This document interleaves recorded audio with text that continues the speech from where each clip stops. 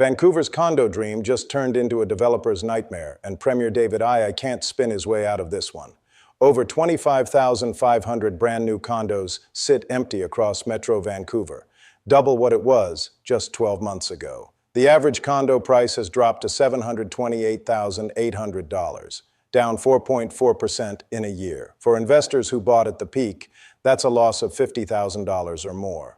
For developers who built these towers banking on a market that no longer exists, it's a slow-motion financial disaster.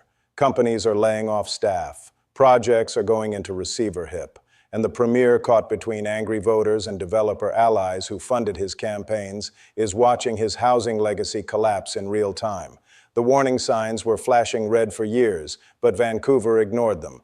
Between 2020 and 2022, the city became ground zero for a condo speculation frenzy.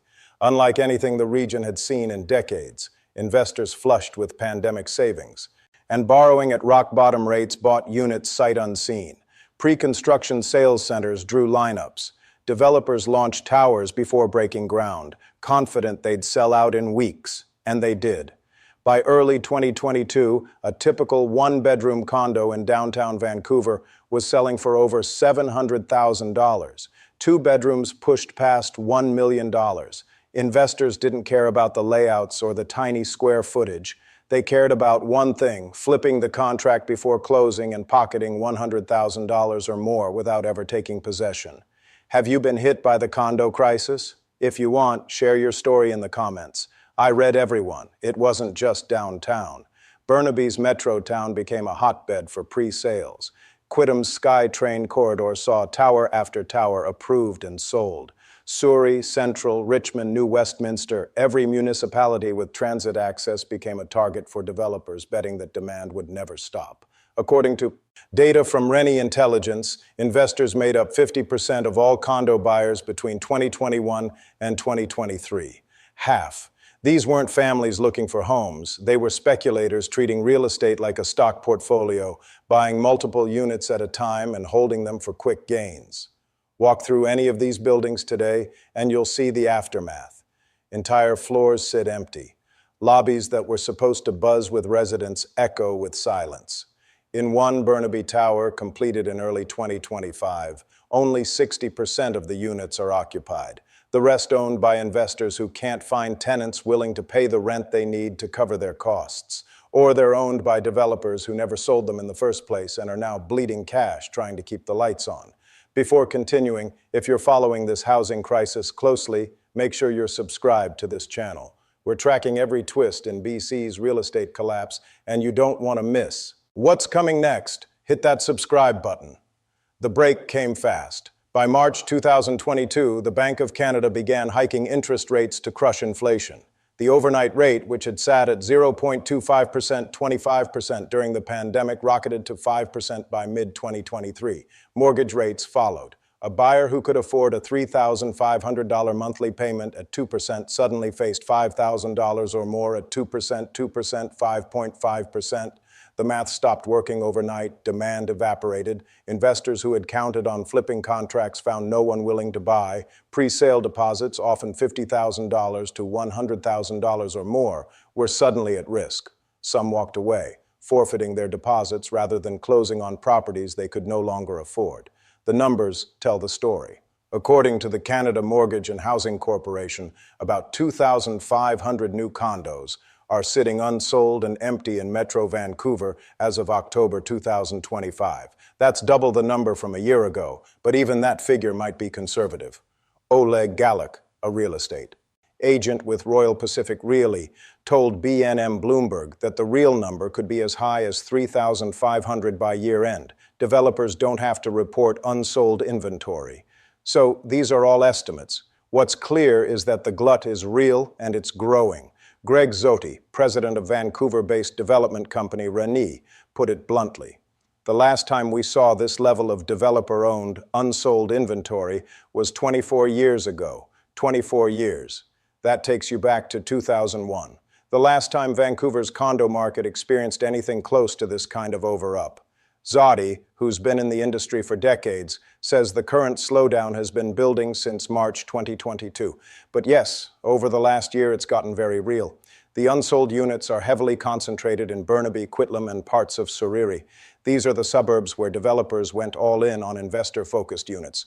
450 to 500 square feet optimized for price per square foot, designed to maximize rental income for absentee owners. The problem, those investors are gone.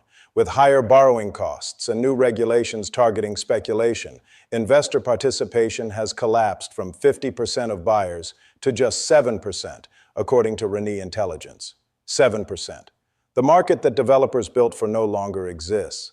Anne McMullen, president and CEO of the Urban Development Institute, didn't mince words when speaking to CBC News in October 2025.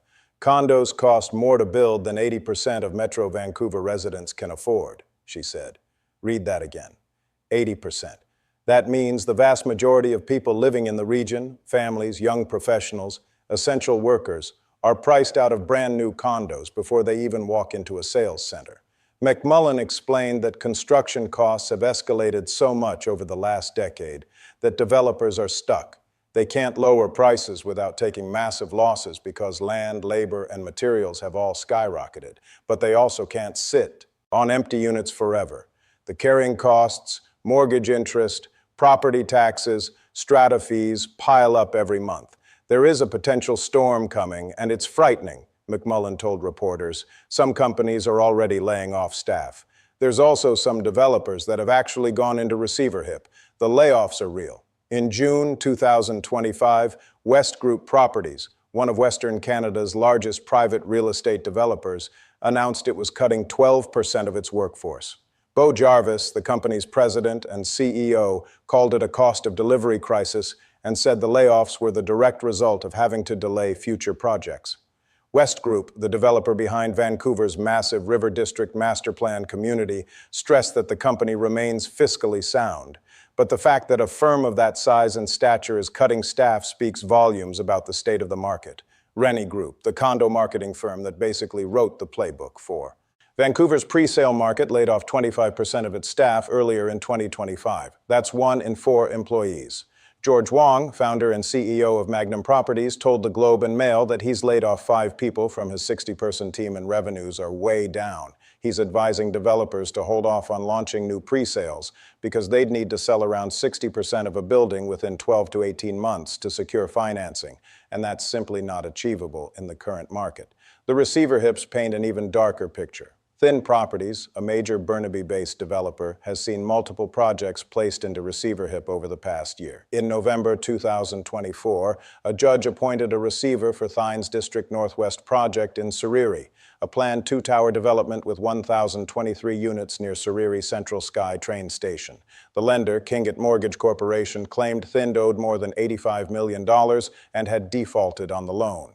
Within weeks, Kingett moved to place 2 more Thynd projects, Burnaby's Highline Tower and Richmond's Manuru Square, into receivership, claiming the developer owed a combined $221 million. The Eclipse, a 34-story tower in Burnaby, tells a similar story. Kingett claims the building is 95% complete, but construction has stalled due to financial shortfalls. All 335 units sit empty. Pre-sales account for 224 of those units, meaning buyers are waiting, watching, and wondering if they'll ever actually move in. In court documents, Kingett stated it has lost all faith in the developer's ability to complete their current construction projects and deliver upon the pre-sale agreements to the pre-sale purchasers. The developer is accruing interest at a rate of nearly $54,000 per day. Corandel Properties, another Vancouver developer, sought creditor protection in February 2023, over $700 million in debt across 16 projects. After exiting creditor protection, individual creditors initiated foreclosure proceedings, and some properties were sold off in receivership. According to the Federal Office of the Superintendent of Bankruptcy, there were 283 bankruptcies and proposals in the real estate, rental, leasing, and construction sectors in Q 2024, compared to 198 in Q 2023, a 43% increase. The insolvency wave is real, and it's accelerating. For condo owners and investors, the pain is personal. Consider the investor who bought a pre-construction unit in Quitlam in 2021 for $650,000. putting down 20% and taking out a $520,000 mortgage at 1.8%. He was told it was a smart move. Buy now, rent it out for $2,500 a month, and watch the value climb. For a year, it looked like he'd made the right call. Then the market turned. The unit completed in early 2024. The final price, after adjustments and fees, came to $680,000. But by the time he took possession, comparable units in the building were listing for $620,000. He's underwater by $60,000 before he's even rented it out. He listed it for rent at $2,500, no takers. He dropped it to $2,300, still no interest. He finally found a tenant at $2,100. His mortgage, strata fees, property taxes, and insurance total $3,200 a month. He's losing $1,100 every month. That's $13,200 a year out of his pocket. He's been covering the shortfall from his salary, draining his savings, hoping the market will turn around. It hasn't. According to data analyzed by mortgage professionals, nearly 81% of leveraged condo investors in the Greater Toronto Area and Vancouver are now in negative cash flow.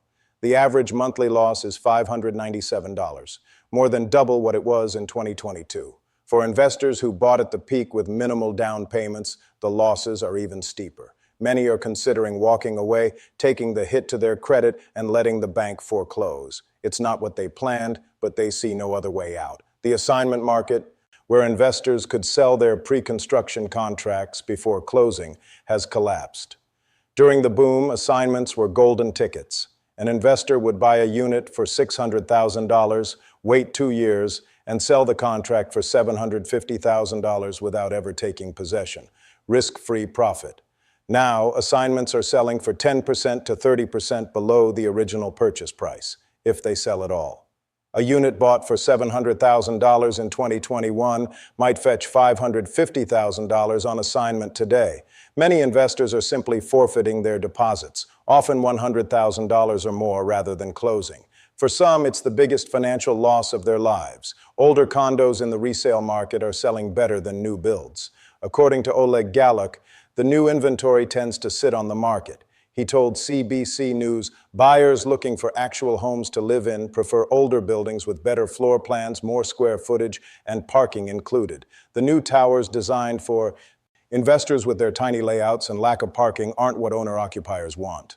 Developers are throwing out incentives to move inventory. Free parking stalls, storage lockers, cash back on completion, but it's not enough. Gallup said some developers are offering flash sales with discounts of 25% for a limited time, 25% off a brand new condo. That's how desperate things have gotten. The benchmark condo price in Metro Vancouver was $728,800 in September 2025, down 4.4% year over year, according to the Greater Vancouver Realtors. Downtown Vancouver condos declined from $1,264 per square foot in the first half of 2024 to $1,260 in the first half of 2024, a 4.6% drop according to Century 21 Canada's price per square foot survey. Active listings reached 17,079 units in September, up 14.4%, 4% year over year, and significantly above the 5-year average. Days on market have stretched to 32 days median, more than double what it was in 2021. The sales to active listings ratio sits at 11.3%, firmly in buyer's market territory. For sellers, that's a nightmare. For buyers, it means leverage, but only if they can qualify for a mortgage in the first place. The rental market isn't providing relief either. Average asking rents for a 2-bedroom condo in Vancouver fell from $3,440 in 2024 to $3,170 in 2025, 2025, according to Statistics Canada. That's a $270 monthly drop for investors who bought expecting rents to keep climbing. That squeeze is crushing, and it's getting worse. As more completed condos hit the rental market, units that developers can't sell, units that investors are desperate to rent out, the supply glut is pushing rents down further. The rental price drops are accelerating across Metro Vancouver, creating a vicious cycle where property values fall and rental income shrinks at the same time. Premier David I is caught in the middle of this mess. In November 2022, shortly after becoming Premier, he announced that housing would become its own standalone ministry. For too many British Columbians, owning or even renting a good home feels out of reach. E said the housing crisis deserves the attention of a full ministry and the resources that come with it. It was a bold move, signaling that housing would be his top priority. But nearly 3 years later, the results tell a different story. EB's housing record is complicated. As housing minister before becoming premier, he implemented some of the most aggressive anti-speculation measures in Canada. He introduced the speculation and vacancy tax targeting foreign and domestic owners who leave homes empty. In October 2025, he announced plans to double the tax from 0.5% to 1% for Canadian citizens and from 1.5% to 3% for foreign owners. He claims the tax has brought 20,000 previously vacant homes onto the rental market. But critics point out that 99% of British Columbians are exempt from the tax, meaning it's a targeted measure with limited scope. In August 2025, EB pushed back hard against calls from developers to loosen restrictions on foreign investment in housing. An open letter from BC developers had been sent to Prime Minister Mark Carney and Federal Housing Minister Gregor Robertson, arguing that without foreign capital, construction of new housing would become more difficult. IE wasn't having it. If foreign capital is just going to build housing that is going to sit empty in the middle of downtown Vancouver like the current buildings, well, forget about it. Abbey told reporters that model is dead.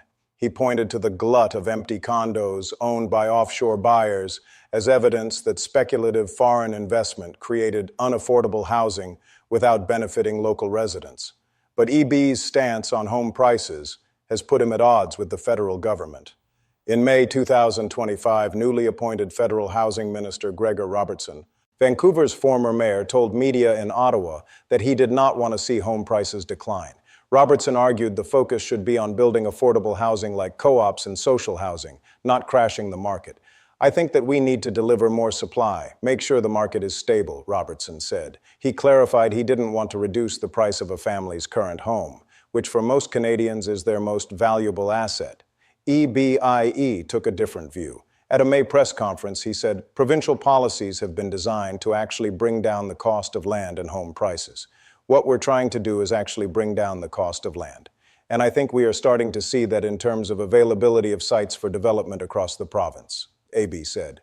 Critics like University of Toronto economist Robert Galazzo jumped on Robertson's comments, pointing out that you can't have a massive scale-up of affordable housing without impacting prices. If you have a dramatic increase in supply for pretty much any style of home, it is going to have an impact on prices. Galazzo said the political optics are brutal.